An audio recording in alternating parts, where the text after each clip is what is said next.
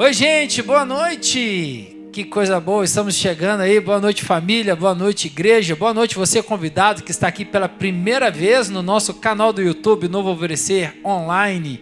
É isso aí, toda quarta-feira, nossa Escola da Fé trazendo sempre uma mensagem inédita para abençoar o seu coração. E nós queremos convidá-lo para participar aí das nossas redes sociais. Nós estamos lá no Instagram com o Novo Alvorecer BH e também no Facebook com facebook.com/Igreja Batista Novo Alvorecer. Lá você sabe de tudo que está acontecendo, as nossas programações, os eventos da igreja, pode acompanhar também cultos online e aqui no nosso canal nós temos a Escola da Fé, tá bom? Você sabe que nós estamos na nossa série de mensagens Oficina de Restauração, porque é tempo de restaurar. Já falamos aí sobre restaurar a fé, né? Hoje nós vamos falar sobre restaurar a alegria. Então eu tenho certeza que você vai ser muito abençoado, abençoada. É só você abrir o seu coração para receber essa palavra maravilhosa, tá bom? Hoje não é comigo, hoje é com o nosso querido pastor Ronaldo Júnior. Vem pra cá, Ronaldo. Fera, né? Ronaldo é fera. Estão preparados aí? Vamos pedir o Senhor para falar com a gente? Vamos fazer aquela oração sincera? Meu Pai, nós estamos aqui diante do Senhor, nessa plataforma virtual, ó Pai, mas nós estamos na Tua presença. Ó Pai, te pedimos, ó Pai, nesse tempo de restauração, ó Pai, traga um renovo, ó Pai, traga, Senhor, ó Deus, ó Pai, equilíbrio, ó Pai, venha restaurar tudo aquilo, ó Pai, em nós que há necessidade. Nós queremos chegar em 2022, ó Pai, novos, transformados, regenerados. É o que nós te pedimos. Em nome de Jesus. Amém. Amém. Juninho, é contigo. Que Deus te abençoe. Amém. Aleluias. A paz do Senhor, meu querido, minha querida. Que bacana, que privilégio poder estar aqui com você e compartilhar esse momento tão especial, esse momento em que o Senhor vai poder falar e ministrar ao nosso coração. Eu convido você a abrir o seu coração, abrir a sua mente, deixar todas as coisas que servem para tirar a sua atenção de lado. Reserve esse momento, peça ao Senhor que Ele fale e ministre e que cumpra o seu propósito no seu coração. Amém? Vem comigo, a gente vai ter um momento muito especial agora. Como o Juninho falou, nós estamos nessa série de mensagem Oficina de Restauração. E o tema desta mensagem é Tempo de Restaurar a Alegria. Profeticamente, nós, pastores, e eu aqui neste momento, quero declarar para você que hoje é tempo, hoje é um novo tempo de restauração sobre a sua vida.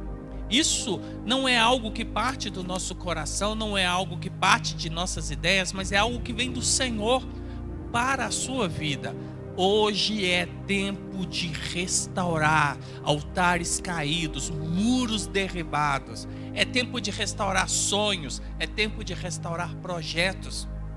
Muitas vezes na nossa caminhada vamos deixando coisas pelo caminho, vamos deixando projetos pelo caminho, mas é o tempo de reaver todas essas coisas. E nesse momento, de forma bem específica, o tempo é restaurar a sua alegria. O Senhor deseja restaurar a sua alegria em nome de Jesus. Para isso, nós vamos ler o nosso texto, está em Filipenses, capítulo 1, versículo 12 a 30. Paulo, nesse texto, ele compartilha algumas lições muito interessantes e que vale a pena refletirmos a respeito. Vamos lá. Filipenses 1, versículo 12 ao 30. Quero que saibam, irmãos, que aquilo que me aconteceu tem antes servido para o progresso do Evangelho. Como resultado, tornou-se evidente a toda a guarda do palácio e a todos os demais que estou na prisão por causa de Cristo. E a maioria dos irmãos, motivados no Senhor pela minha prisão, estão anunciando a palavra com maior determinação e destemor. É verdade que alguns pregam a Cristo por inveja, rivalidade, mas outros fazem de boa vontade. Estes o fazem por amor, sabendo que aqui me encontro para a defesa do Evangelho. Aqueles que pregam a Cristo por ambição egoísta, sem sinceridade, pensam que me podem causar sofrimento enquanto estou preso. Mas o que importa? O importante é que de qualquer forma, sejam por motivos falsos, sejam por motivos verdadeiros, Cristo está sendo pregado e por isso me alegro. De fato, continuarei a alegrar-me, pois sei que me aconteceu resultará em minha libertação, graças às orações de vocês e ao auxílio do Espírito de Jesus Cristo. Aguardo ansiosamente e espero que em nada seja envergonhado. Pelo contrário, com toda a determinação de sempre, também agora Cristo será engrandecido em meu corpo, quer pela vida ou quer pela morte. Porque para mim viver é Cristo e o morrer é lucro. Caso continue vivendo no corpo, terei o fruto do meu trabalho. E já não sei o que escolher. Estou pressionado dos dois lados. Desejo partir e estar com Cristo, o que é muito melhor. Contudo, é muito necessário por causa de vocês que eu permaneça no corpo. Convencido disso, sei que vou permanecer e continuar com todos vocês, para o seu progresso e alegria na fé. A fim de que, pela minha presença, outra vez a exultação de vocês em Cristo Jesus transborde por minha causa. Não importa o que aconteça, exerçam a sua cidadania de maneira digna do Evangelho de Cristo, para que assim, quer eu vá e os veja, quer apenas que ouça a seu respeito em minha ausência, fique eu sabendo que vocês permanecem firmes num só espírito, lutando unânimes pela fé evangélica, sem de forma alguma deixar-se intimidar por aqueles que se opõem a vocês. Para eles isso é sinal de destruição, mas para vocês de salvação. E Cristo da parte de Deus, pois vocês foi dado o privilégio de não apenas crer em Cristo, mas também de sofrer por Ele. Já estão passando pelo mesmo combate que me viram enfrentar agora. Ouvem e ainda enfrentam. Aleluias. É um relato, é um testemunho muito interessante de Paulo. A condição de Paulo era uma condição de dificuldades. Por quê? Porque Paulo estava preso. Ele não havia feito nada, não havia causado ou infligido à lei algo que o fizesse ser merecedor da prisão. Paulo estava preso injustamente. Isso acontecia por quê? Por causa que sua pregação, o anúncio do Evangelho de Jesus afrontava toda a crença de valores que governavam o sistema daquela época.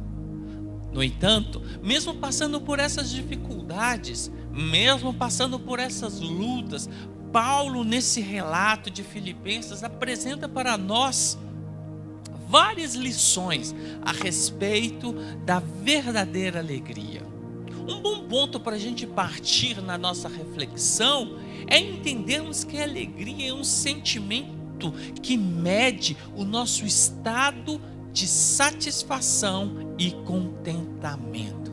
Eu vou repetir isso. A alegria não é um sentimento que acontece por acaso. Não é algo que vem conforme o vento ou conforme a maré. Não. A alegria é um sentimento poderoso e que mede o nosso estado de satisfação e de contentamento. Então, uma boa pergunta para a gente fazer é: será que a nossa satisfação e o nosso contentamento está no Senhor? É uma boa pergunta para a gente começar a esquentar a nossa reflexão.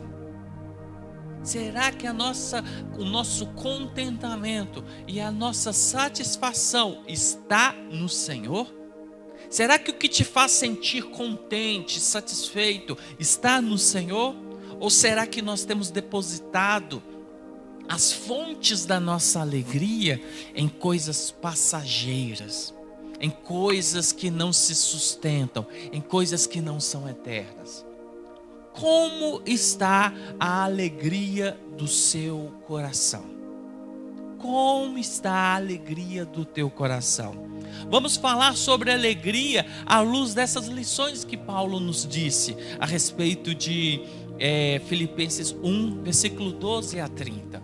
E o primeiro ponto que Paulo nos coloca, que nos ensina nessa passagem é: encare as situações contrárias com uma perspectiva positiva. É o trecho que se encontra em Filipenses 11, 12, 14.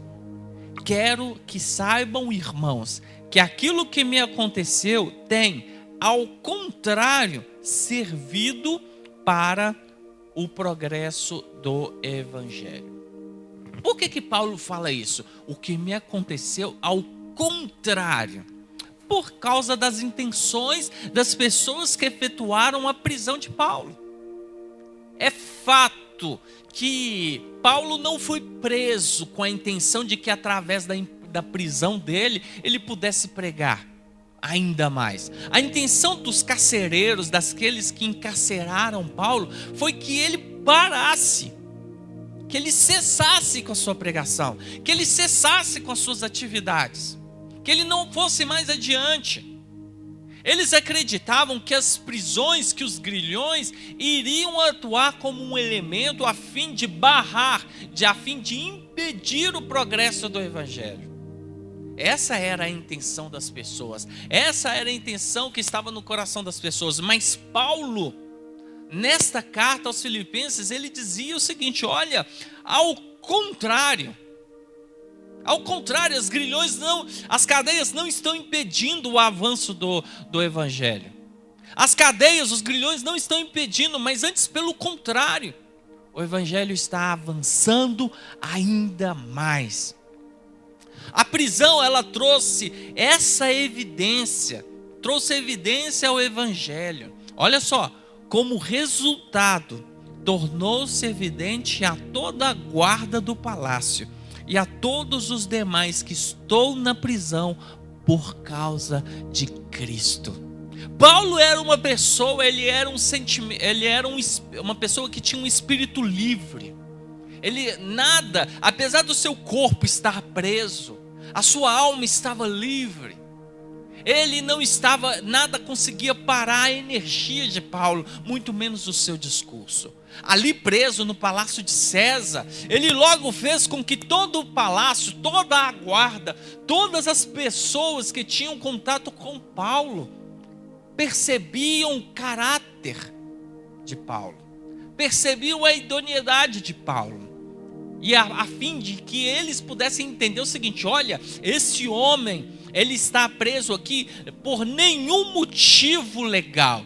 Ele está preso aqui por causa de Cristo. Então, veja que na realidade de Paulo, as prisões contribuíram para que o Evangelho pudesse ser perpetuado numa escala, numa hierarquia de pessoas que até então não estavam acessíveis por Paulo. Isso aí é uma coisa muito interessante para que a gente reflita a respeito.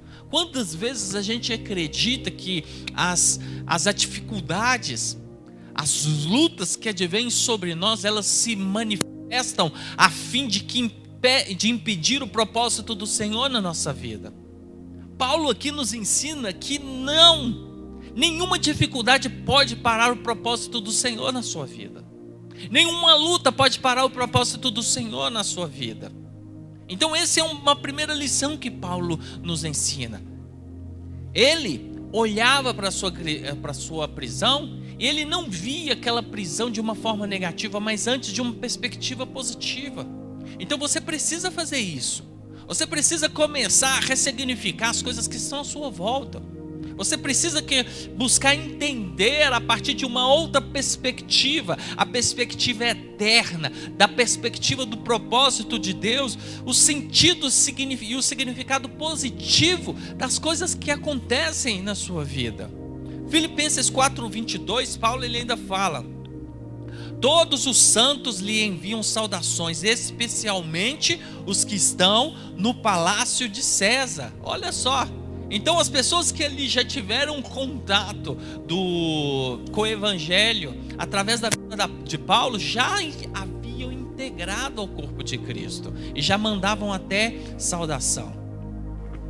Um ponto B desse tópico 1 é: a prisão trouxe motivação e determinação para a igreja. Isso está no versículo 14, olha só. E os irmãos, em sua maioria, motivados no Senhor pela minha prisão, estão anunciando a palavra com maior determinação e destemor. Olha só, eles olharam para Paulo, viram a situação que estava acontecendo com Paulo, mas aquilo, ao invés de apagar a chama do Espírito no seu coração, os impulsionava ainda mais ao cumprimento do seu propósito. Entende? É muito poderoso e muito importante a forma com que você vê as coisas. É aquela velha teoria que as pessoas falam do ambiente do desenvolvimento. É a forma de ver o copo. Enquanto alguns veem o copo meio vazio, outras pessoas veem o copo meio cheio. Então isso muda totalmente a perspectiva com que você encara as coisas.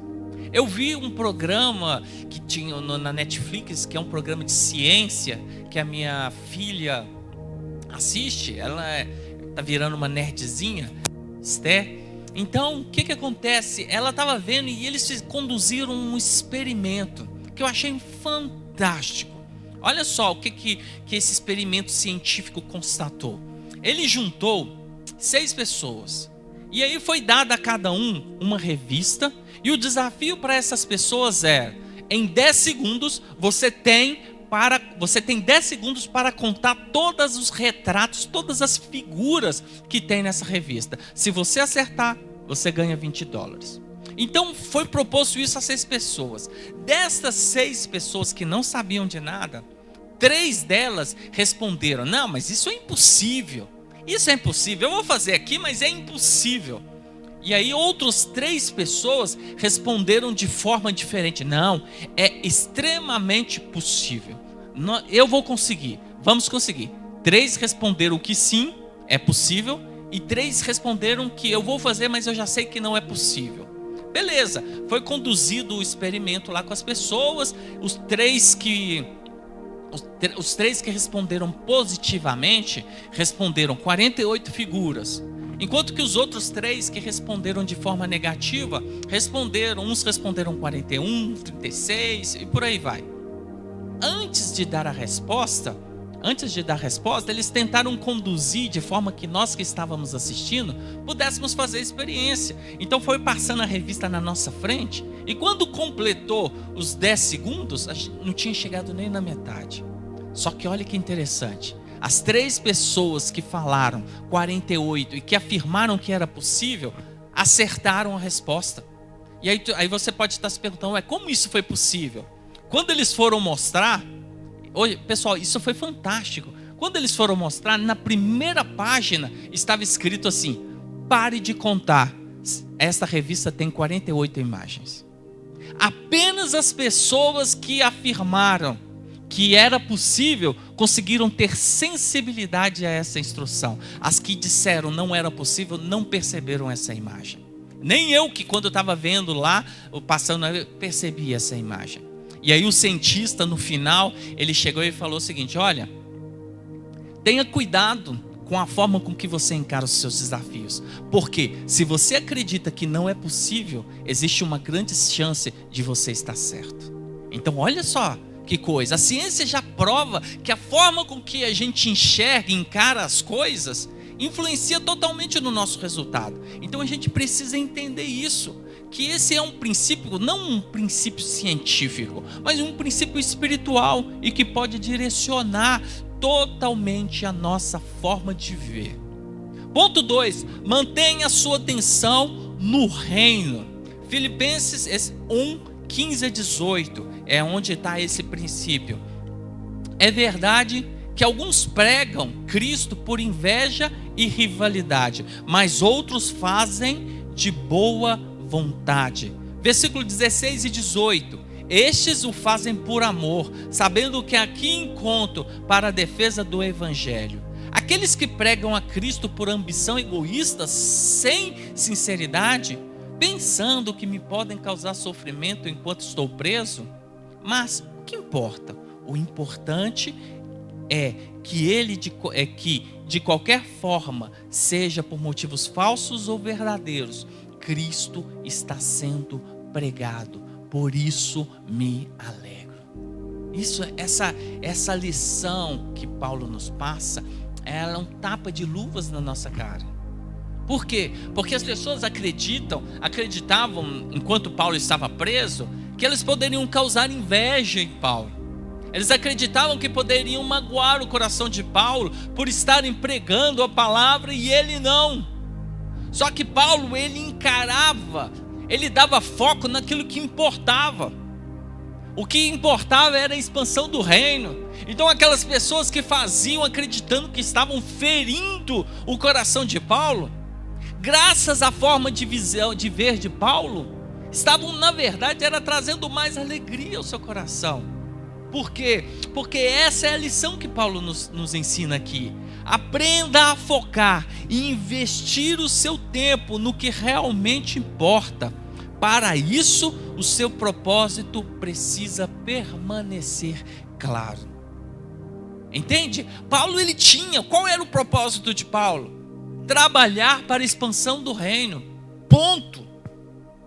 Trabalhar para a expansão do reino, seja onde estiver, na forma que tiver, na condição que estiver. Esse era o propósito de Paulo. Esse era o propósito de Paulo.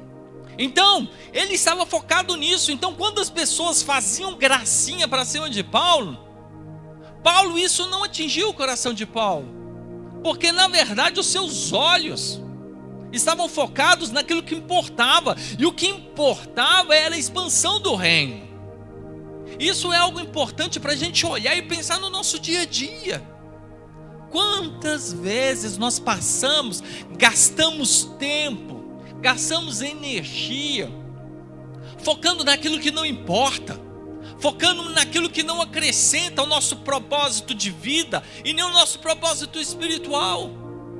A gente precisa nesse momento, isso é uma das chaves para a restauração da alegria, é redefinir o nosso foco, trazer o nosso foco para a realidade do nosso propósito. Percebe como aqui a nossa linha de ensino está alinhado? Primeiro nós falamos 40 dias de propósitos. E agora estamos falando o quê? Este propósito que te foi revelado, ele precisa estar adiante de você. E que você possa focar seu tempo, sua energia, suas ações, e que nada mais que te desvie disso tenha qualquer importância na sua vida. 3. Nunca feche o seu coração para a alegria. Essa parte está ali em Filipenses 1, 18 a 19, 18 parte A e versículo 19. De fato, continuarei a alegrar-me, pois sei que o que me aconteceu resultará na minha libertação, graças às orações de vocês e ao auxílio do Espírito de Jesus Cristo. Não importa o que aconteça, continuarei a me alegrar. Disse Paulo, o que aconteceu? A prisão? Não. Este é um paradoxo entre a alegria e o sofrimento. Deus é sempre bom e está no controle o tempo todo. Gente, para a gente falar desse princípio, a gente precisa voltar um pouco no significado da palavra alegria. A gente começou falando sobre isso. A alegria não é um sentimento que acontece por acaso. Você não fica alegre por acaso. A alegria é como se fosse um termômetro. Ela é uma evidência. Quanto mais satisfeito, mais alegria. Quanto mais realizado, mais alegria. Quanto mais contente, mais alegria. Então essa fala de Paulo não é uma fala, não é uma mágica, não é uma hipnose. É algo extremamente possível. Paulo não é alguém diferente de você. Paulo não é diferente de mim. Paulo, ele era uma pessoa prática, que entendia como as coisas funcionavam, que entendia os princípios das coisas. As suas cartas foram escritas, motivadas pelo Espírito Santo, exatamente para que a sua sistemática de vida chegasse a nós hoje, 2000 anos depois. Paulo, ele tinha a sua satisfação e o seu contentamento depositado no realizar o propósito do Senhor. Para Paulo, o que o fazia contente era ver o propósito e o reino do Senhor expandindo e avançando. Então, quanto mais isso acontecia, mais Paulo ficava alegre. A prisão é desagradável? Sim. Naufrágio é desagradável? Sim. Ser apedrejado é desagradável? Sim. Passar por necessidades é desagradável? Sim. Mas todavia eu permanecerei alegre no Senhor. Por quê? Porque o que me mantém alegre, o que me mantém satisfeito e contente é ver o propósito do Senhor se cumprindo na nossa vida. Aleluias. Não é algo que brota na nossa mente do dia para a noite. Não é algo que, pronto, agora eu me contento de uma forma diferente. Não. A gente precisa voltar para dentro de nós. A gente precisa voltar para dentro de nós e começar a pensar um pouco, começar a rever as coisas. Aquilo que me gera contentamento tem a ver com o meu propósito de vida? Não tem nada a ver com ter satisfações secundárias. Ver um futebol, não tem problema em estar alegre por ver o time sendo campeão, ver o seu time vencendo, ou seja, coisas corriqueiras, não tem problema com isso.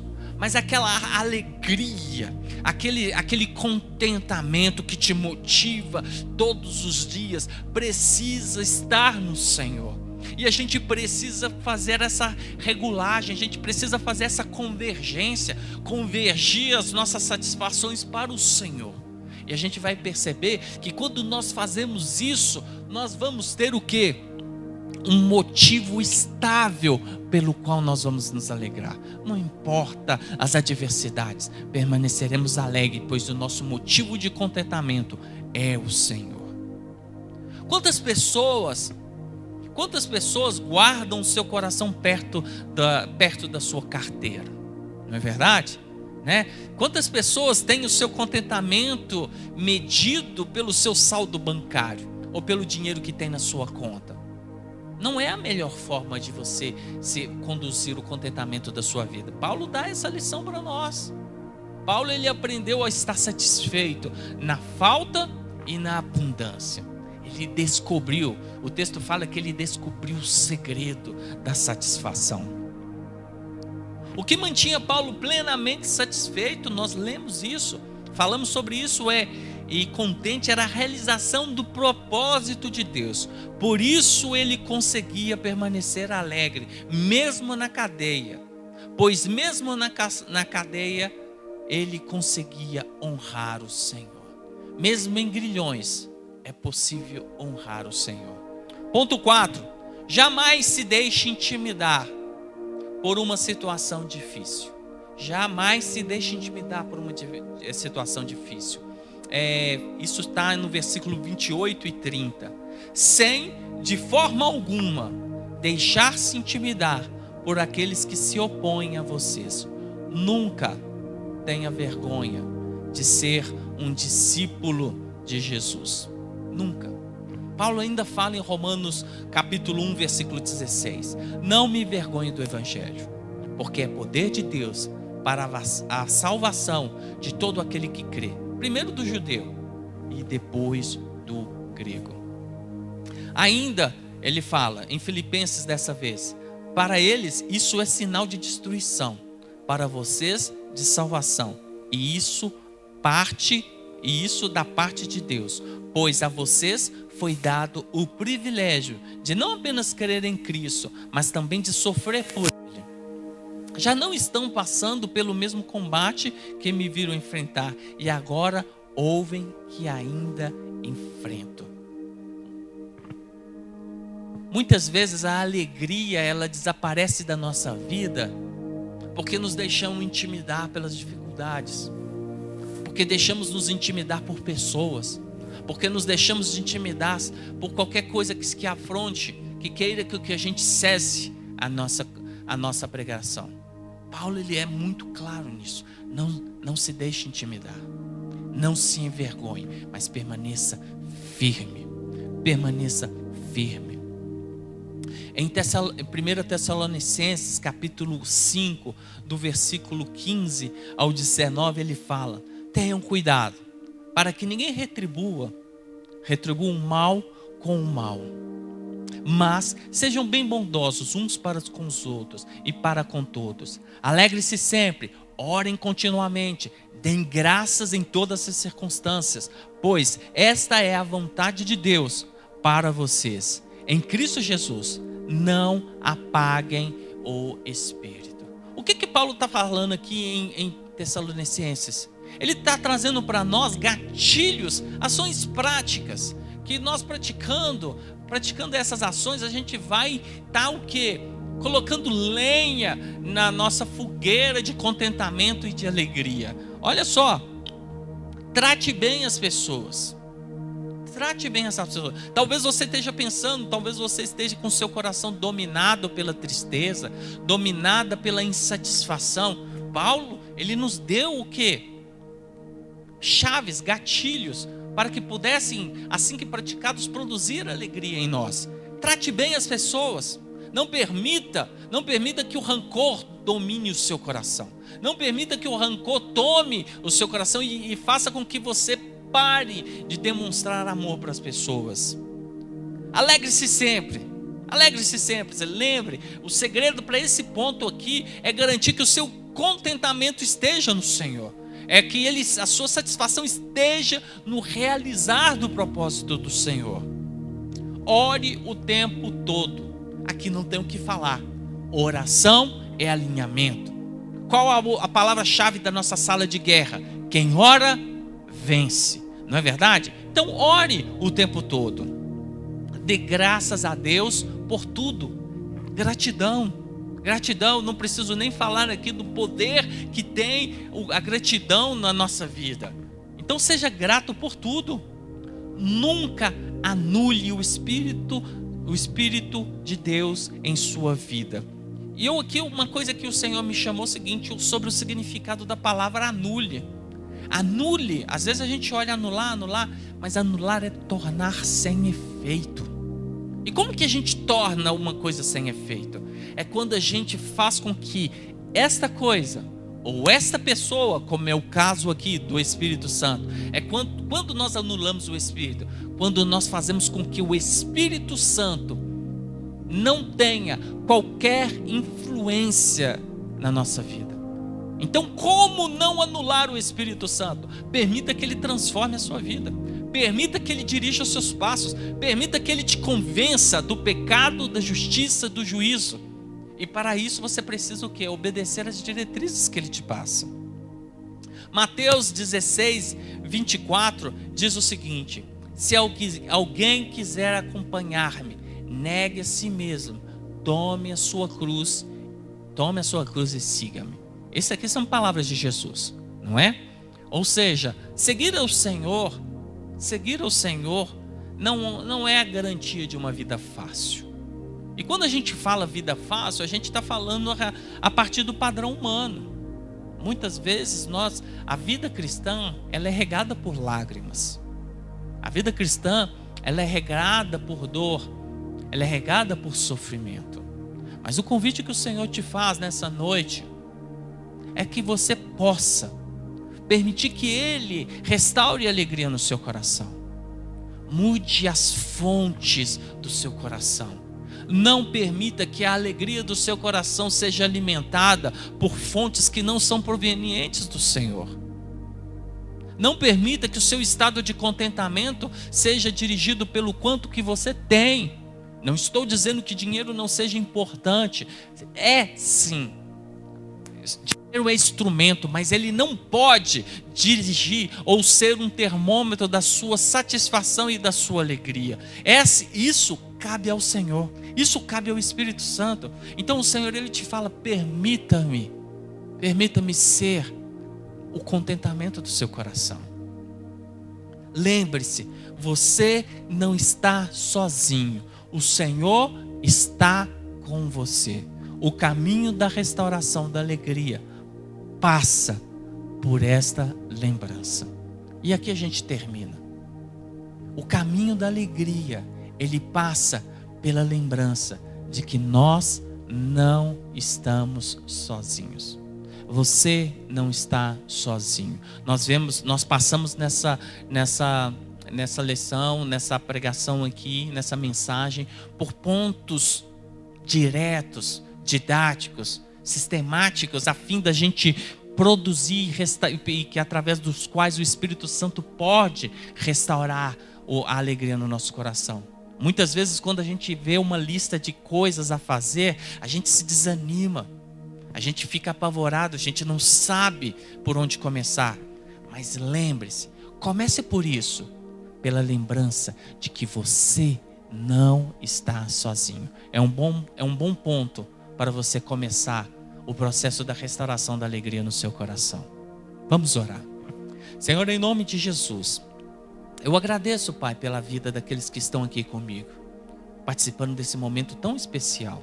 Eu oro, Senhor, para que a unção do Senhor seja sobre eles, que o consolo do Senhor seja com eles, e que em nome de Jesus, Senhor, o Senhor possa ajudá-los nesse processo, Senhor, de restauração, que nesse processo de renovo de alegria. Em nome de Jesus, eu peço, Pai, que o Senhor possa, Senhor, ser a nossa fortaleza em todo o tempo, para a honra e para a glória do Teu nome, Senhor. É o que nós agradecemos e por isso nos alegramos, Pai. Em nome de Jesus. Amém. Meu querido, minha querida, foi um prazer dividir esse momento com você. Peço que o Espírito Santo continue esse processo de restauração e que essa oficina de restauração possa seguir levando você a novos caminhos e a novos patamares. Em nome de Jesus. Daqui a pouquinho nós vamos estar ali na sala de guerra. Você é o nosso convidado. Que Deus te abençoe em nome de Jesus.